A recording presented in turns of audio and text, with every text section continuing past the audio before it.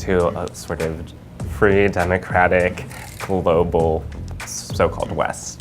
The one thing about Hildegard Knef is that she could be very well traded in for any American actress. So she has that sort of cinematic look. It seems like to mediate this experience of having lived through the horrors of a Nazi regime, that you would of course turn, if not subconsciously, to American film.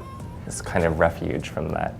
And in the East, of course, very famously we see these propaganda murals and posters being circulated in East Germany. They're done in this style called Soviet idealism. And this is something we see in all of the Soviet states. It looks like, you remember the North Korea video? She's wearing that similar headscarf. These women look like they're fresh and clean, absolved of the sins of Germany, and now part of the Soviet family. East Germans had access and knowledge to what people in West Germany were buying and wearing. So one way that the Soviet Union capitalized upon that desire was through plastic. Plastic is this miracle from chemistry and petrochemicals that can be molded into any shape and take any color. Right? So it's kind of a dream space. So plastics are everywhere, like in the kitchen, in the house, and our jewelry in East Germany, especially. The look we chose for West Germany was Romy Schneider. She's an Austrian actress, but she also had a German and French citizenship. Very iconic, very classically beautiful. You can all remember her as being sort of a beauty icon. One thing we could look at in the 70s is the way youth culture deals with the aftermath of World War II, which is something that a lot of them weren't even conscious or cognizant of at the time. I see in the look that we chose, which is Ushi, she has this like nice little floral ascot, a sort of nod to that countercultural movement that's happening all over the world. Our West German look for this time is of this kind of cosmopolitan, more maybe jaded even, kind of a young woman. Right? And in the East, our beauty ideal that we chose is of a kind of innocent flower child. She's frolicking in like the Edenic paradise of yesteryear, a kind of return to innocence. People are not subjects without agency under either of these regimes. And to return to our sort of totem about health and wellness, that she is of course donned in her jazzercise, like sweatbands and all of that. Okay, so that's part of the aesthetic, this aerobic, high energy kind of sort of health and optimism. Okay? In East Berlin, actually, punk is a growing political problem for the Stasi. The Stasi are the secret police. Punk comes from, of course, England and the English working class.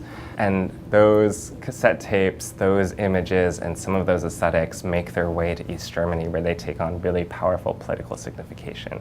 It's anti-authoritarian. And the thing about punk in East Germany is it's not just to be rebellious for the sake of being rebellious, it's actually very dangerous. So people are jailed, are beaten, people are asked to turn over their friends. In 1989, we all watched live televised broadcasts of the Berlin Wall finally falling. The world really celebrated this moment. Okay, so the look we chose for this was Claudia Schiffer, of course. But I think it's interesting to consider that the supermodel herself is actually a product of a kind of history. Actually, to have a face that can be so recognizable is much a sign of the times. And I guess people wore their sunglasses and their hair a lot, so. Germans generally have a lot of capital. Now, men and women even have like a tremendous access to wealth compared to the rest of Europe. So they are the ones that can afford to take these global jet-setting vacations to Spain or Ibiza or anywhere else, right? There is a kind of vacation culture.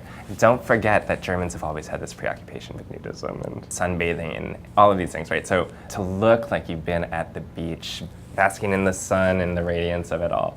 Yeah, it's super German. It's pretty clear in the 2010s that not everything is roses and daisies in the European Union. Germany, as one of the world's largest economies, in very many ways is the heartland of the EU. Toni Gahn is a supermodel. She's from Hamburg. She reminds us again of the cult of health and wellness that saturates all of these aesthetic transformations that have been happening in Germany over the years. In Her Youth is kind of a summary of those last 100 years. In the 100 Years series, we've always explored propaganda as one of the sources in which a beauty ideal is produced and disseminated. And certainly we could say that that propaganda was designed to inspire people to do certain things. I would consider asking the question, how is the cover of Elle magazine with Claudia Schiffer on it also designed to inspire us to do certain things or be certain kinds of subjects, right? That every image and every face already carries with it a suite of political meanings. They're buried somewhere. What 100 Years of Beauty does is invite us to think about those meanings, their genealogies, and how we wear them on our own faces.